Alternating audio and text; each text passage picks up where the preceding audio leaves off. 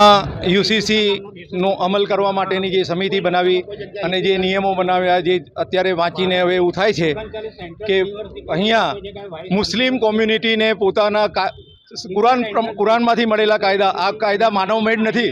મુસ્લિમોની જે શરીયત છે એ કુરાનમાંથી આવેલી છે. ઇટ્સ એ ગોડ મેડ લો, અને એને નષ્ટ કરવા માટેનો આ પ્રયત્ન છે. એટલે ગુજરાતની અંદર મુસ્લિમોને જો અગર નષ્ટ કરવા માટેની જો માંગણીઓ હોય તો જીવવા માટેનો તમે પહેલાં હિન્દુ રાષ્ટ્ર ડિક્લેર કરી દો યાર, તો ખબર પડે. તમારે જે કરવું એ કરો.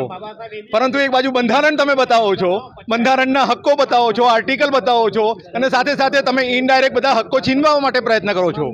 ને યુનિફોર્મ સિવિલ કોડ છે તો આદિવાસીઓને કેમ બાકી જ રાખો? તો આદિવાસીઓ ગુજરાતના નાગરિક નથી? એ યુનિફોર્મની વ્યાખ્યામાં નથી આવતા? એક કોમને રાખવાનો, કારણ કે આદિવાસી અને મુસ્લિમના મોટા ભાગના કાયદા સરખા છે, એટલા માટે પેલાને બાદ રાખવાના અને અમને સાબિત કરવાના. એટલા એનો વિરોધ અમે કરીએ.